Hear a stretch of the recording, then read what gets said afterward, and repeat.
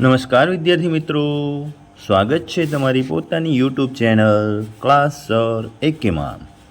આજે આપણે આપણી શાળામાં આવેલ ધોરણ 6ની સ્વાધ્યાયન પોથીનો ભાગ 3માં વિષય ગણિતમાં પ્રકરણ નંબર 6 પૂર્ણાંક સંખ્યાઓનું સોલ્યુશન કરીશું। તો ચાલો જોઈશું। પ્રશ્ન નંબર 1,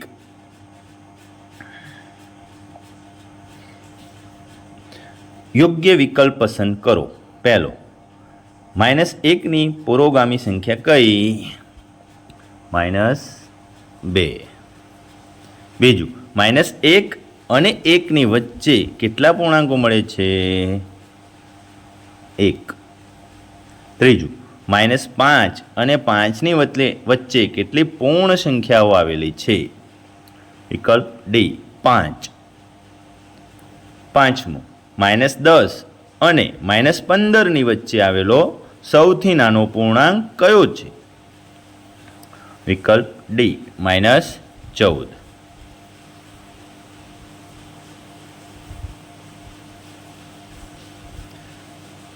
ચોથું, -10 અને -15 ની વચ્ચે આવેલો સૌથી મોટો પૂર્ણાંક કયો છે?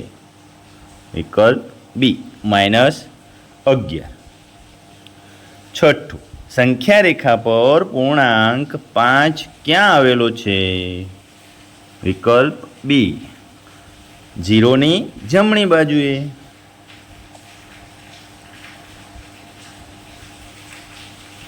સાતમું, -50 ના પુરોગામીની અનુગામી સંખ્યા કઈ છે? વિકલ્પ ડી -51। આઠમું, ઋણ પૂર્ણાંકની વિરોધી સંખ્યા ખાલી જગ્યા હોય છે? વિકલ્પ બી હંમેશા ધન। નવમું, જ્યારે ઋણ પૂર્ણાંકમાંથી ઋણ પૂર્ણાંક બાદ કરવામાં આવે ત્યારે જવાબ શું મળે? શું હોઈ શકે? વિકલ્પ ડી પૂર્ણાંકના આંકડાકીય મૂલ્ય પર આધારિત। પ્રશ્ન નંબર 2, નીચે આપેલી ખાલી જગ્યાઓ પૂરો। 10મું, સંખ્યા રેખા પર -15 એ શૂન્યની ડાબી બાજુએ આવેલ હોય છે। 11, સંખ્યા રેખા પર 10 એ શૂન્યની જમણી બાજુએ આવેલ હોય છે। 12, 14ની વિરોધી સંખ્યા -14 છે। 13, -1ની વિરોધી સંખ્યા +1 છે।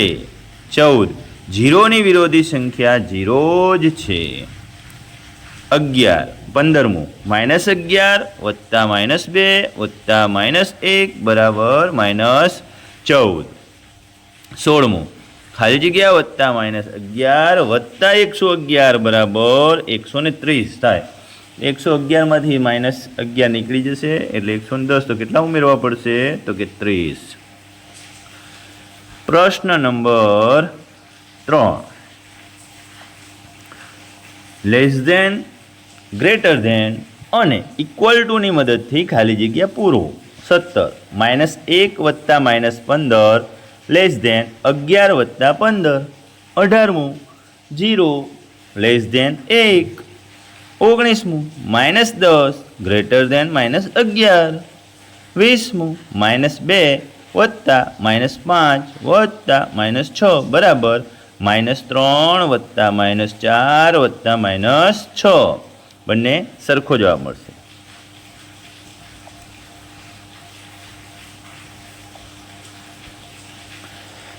પ્રશ્ન નંબર 21, યોગ્ય જોડકા જોડો। પહેલું, વિભાગ એ અને વિભાગ બી માં પહેલું, +4 ની વિરોધી સંખ્યા તો કે -4 સી આવશે। બીજું, સૌથી મોટો ઋણ પૂર્ણાંક, સૌથી મોટો ઋણ પૂર્ણાંક કયો આવશે? તો સૌથી મોટો ઋણ પૂર્ણાંક તો શરૂઆતની જે એનાથી થાય એ જ -1। સૌથી મોટો બેકી ઋણ પૂર્ણાંક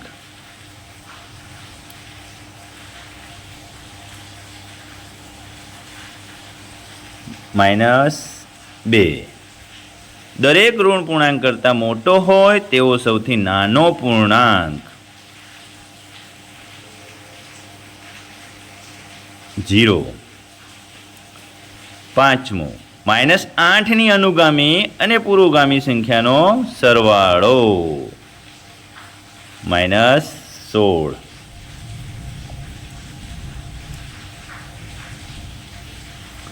22મો પ્રશ્ન.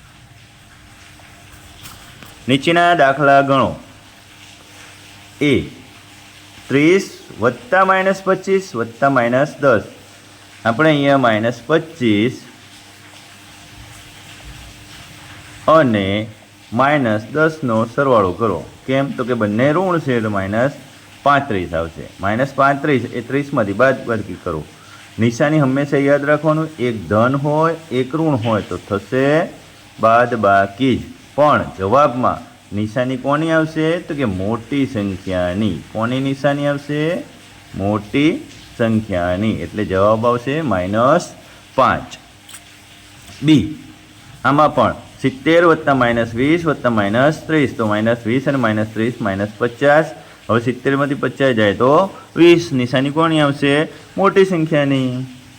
Cમાં -2 વત્તા -1 વત્તા -1 -4 વત્તા -1. આ બંનેનો સરવાળો આ બંનેનો સરવાળો. નિશાની માઇનસ તો માઇનસ માઇનસ પ્લસ એટલે -8. ડી શું થશે? તો કે -6 અને -6 એમ તો -12 થઈ જાય, પણ -6 અને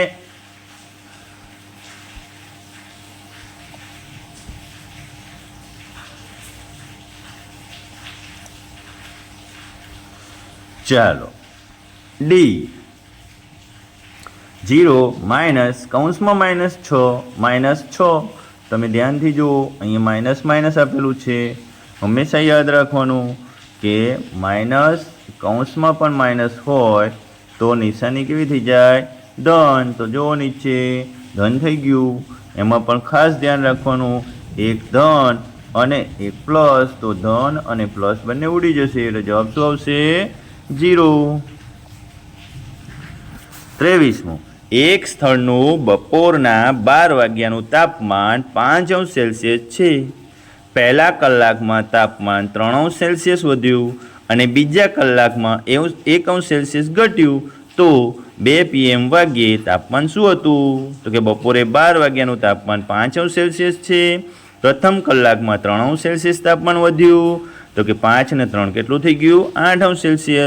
બીજા કલાકમાં 1°C તાપમાન ઘટ્યું, તો 8માંથી 1 બાદ કરો એટલે 7°C. તો 2 વાગે કેટલું તાપમાન હશે? 7°C. 24મું 0, 1, 2, 3 થી 9 સુધીના અંકોને આ ક્રમમાં લખો અને તેમની વચ્ચે પ્લસ અથવા માઇનસ નિશાની મૂકીને જવાબ 3 લાવવાનો છે.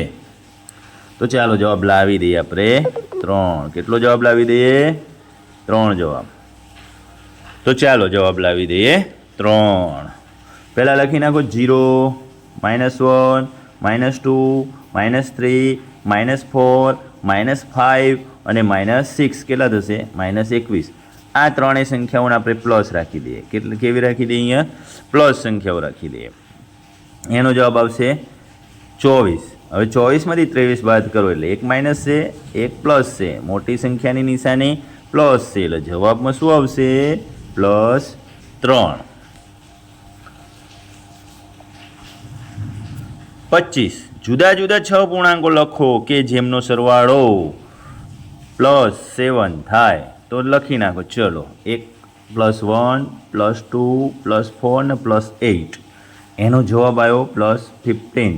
હવે -3 અને -8 એનો જવાબ શું આવશે? સોરી, -3 અને -5 એનો જવાબ શું આવશે? -8.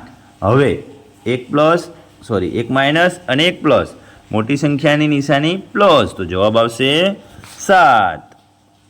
ચાલો 26 નીચેના પૂર્ણાંકોનો ઉત્તરતા ક્રમમાં ગોઠવણ કરો. તો ઉત્તરતા ક્રમમાં ગોઠવવા માટે સૌથી સરળ થોડા આ બધા પૂર્ણાંક સંખ્યાઓ છે, એમાં ધન અને ઋણ બંને આવે. તો આપણે પૂર્ણાંક સંખ્યાઓની ગોઠવણી કરવા માટે સંખ્યા રેખાની મદદ લઈશું. તો ચાલો સંખ્યા રેખા દોરી છે, એમાં આ બાજુ ઋણ પૂર્ણાંકો છે, આ બાજુ ધન પૂર્ણાંકો છે. ખાસ ધ્યાન રાખવાનું તમારે. શું ધ્યાન રાખવાનું છે? તો કે ચલો આમાં -3 ક્યાં છે? આ રહ્યું. -1 આ રહ્યું. એટલે પહેલી બે સંખ્યા માઇનસ આવશે, વચ્ચે 0 તો અહીંયા 0 આવશે. અને ધન સંખ્યા કઈ? તો 4. સૌથી મોટી સંખ્યા કઈ થશે? 4. તો ચડતો ક્રમ કેવો થશે? આ સાઈડ. ચલો 27. બે પૂર્ણાંકોનો સરવાળો -80 છે. જો તેમાંનો એક પૂર્ણાંક -90 હોય તો બીજો પૂર્ણાંક શોધો. આપણે બે પૂર્ણાંક ધારી લઈએ કે x અને y લઈએ. કેટલા ધારી લઈએ? x અને y. જો y ની કિંમત 90 હોય તો x + y બરાબર 80 થશે. હવે x + y બરાબર 80, તો y ની કિંમત મૂકી દો 90. તો કે -90 એને પેલું બદલાઈ જાવ એટલે માઇનસ શું થઈ જશે? પ્લસ થઈ જશે. આ બાજુ આ પ્લસ છે, પેલી બાજુ માઇનસ, પણ બંને માઇનસ પ્લસ થાય એટલે 80માંથી 90 બાદ કરો તો શું જવાબ આવે? +10. એટલે y ની કિંમત શું મળી? 10. 28મો પ્રશ્ન. સંખ્યા રેખાની મદદથી નીચેના પૂર્ણાંકો લખો. 1 -5 કરતાં 4 વધારે. કેમ દર્શાવીશું? તો સંખ્યા રેખા પર દોરી નાખો. -5 6 સુધીની સંખ્યા લખી નાખો, +5 સુધીની સંખ્યા લખી નાખો, અને એમાંથી જમણી સાઈડ ખસવાનું છે. કઈ સાઈડ ખસવાનું છે? જમણી સાઈડ. કેમ? તો કે વધારે શબ્દ વાપર્યું છે, તો આપણે જમણી સાઈડ ખસીશું ને એટલે મોટી સંખ્યા આવશે. કેવી સંખ્યા આવશે? મોટી સંખ્યા. વધારો દર્શાવશે. તો કે 5 કરતાં -4 વધારે એટલે ક્યાં પહોંચીશું આપણે? 1 ઉપર પહોંચીશું. ક્યાં પહોંચીશું? 1 ઉપર. એટલે કે -5 + 4 બરાબર -1. બી 2 કરતાં 3 ઓછા છે, તો આપણે ઊંધા ચાલીશું. કે બાજુ ચાલીશું આપણે? ઊંધા ચાલીશું. ડાબી સાઈડ. 2 માંથી 3 જાય તો અહીંયા 2 છે, અહીંયા કેટલા છે? ચલો 2 પછી 1 2 ને 3. ક્યાં પહોંચ્યા? -1 પર. 29. મોટા કૌંસમાં -2100 વત્તા બીજા કૌંસમાં -2100 ના સરવાળામાંથી -5308 બાદ કરો. તો ચલો સરવાળો શું આપી દીધેલો છે? કે તો -2100 ને -2100 4200 થાય. એમાં માઇનસ કરવાનું છે. ઋણ સંખ્યાનું માઇનસ કરવાનું એટલે માઇનસ શું થઈ જશે? ધન થઈ જશે. ખાસ ધ્યાન રાખવાનું. અહીંયા માઇનસ કેટલા થઈ જાય? ધન થઈ જાય. એટલે સીધી રીતે જોવાનું તો શું થાય? તો કે બાદબાકી થાય. તો બાદબાકીમાં કેટલો જવાબ આવે? 1108. કેટલો જવાબ આવશે? 1108. ચલો અધ્યયન નિષ્પત્તિનું સર્વગ્રાહી મૂલ્યાંકન કરીએ. તમને જવાબો આપી દઉં છું, પણ જોઈને ઉતારા મારશો નહીં. ચાલો પહેલો પ્રશ્ન. યોગ્ય વિકલ્પ પસંદ કરો. પહેલો, સંખ્યા રેખા પર શૂન્યની જમણી બાજુએ 5 એકમ પરનો પૂર્ણાંક કયો છે? તો કે વિકલ્પ A 5. બીજું, ધન પૂર્ણાંકો હંમેશા કોનાથી મોટા હોય છે? વિકલ્પ A 0. 3, નીચેનામાંથી કયો વિકલ્પ તાપમાનમાં સૌથી વધુ વધારો દર્શાવે છે? તો કે વિકલ્પ C -15° થી 8°C. પ્રશ્ન number 2, less than, greater than અને બરાબરની મદદથી ખાલી જગ્યા પૂરો. ચોથું, -71 વત્તા 9 ખાલી જગ્યા -81 વત્તા -9. તો કે બાદબાકી છે, બંને માઇનસ આવશે એટલે જવાબ શું આવશે? Less than. શું જવાબ આવશે ભાઈ? Sorry, greater than. -71 વત્તા 9 વાળી સંખ્યા મોટી થશે. પાંચમું, -60 ખાલી જગ્યા 50. માઇનસ કરતાં પ્લસ સંખ્યા મોટી હોય એટલે શું આવશે? Greater than. ચાલો છઠ્ઠો પ્રશ્ન. નીચેના દાખલા ગણો. A -20 વત્તા -5 બંને માઇનસ -20 -5 એટલે -25. B -50 વત્તા -60 વત્તા 50.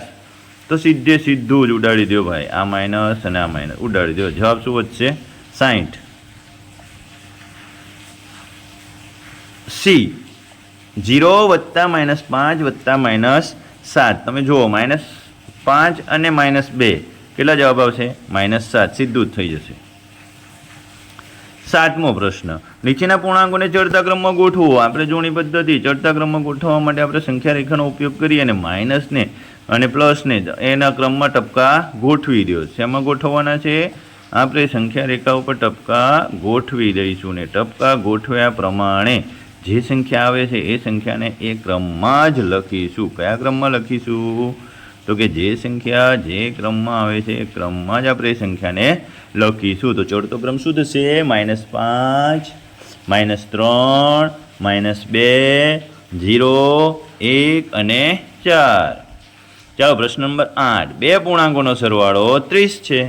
જો તેમાંનો એક પૂર્ણાંક -42 હોય તો બીજો પૂર્ણાંક શોધો. તો કે x + y = 30 થાય. તો કે એક પૂર્ણાંક -42 છે તો -42 + y = 30. તો minus plus minus minus plus એટલે 30 + 42 તો 72. તો વાયની કિંમત શું મળી? 72. પ્રશ્ન નંબર 9. સંખ્યા રેખાની મદદથી નીચેના પૂર્ણાંકો લખો. -2 કરતાં 2 વધારે છે. તો કે વધારે બતાવવા માટે આપણે ધન સંખ્યા બાજુ આગળ વધીશું. જમણી બાજુ. તો કે -2 કેટલા થશે? -4. -2 કેટલા થશે? -4. આપણે એરો ઊંધો બતાવ્યો છે. કઈ બાજુ જવાનું છે? ડાબી બાજુ. કેવી થશે? નાની થશે, ઓછા. 10મું કિંમત શોધો. -49 માઇનસ કૌંસમાં -40 માઇનસ કૌંસમાં -3 વત્તા 69.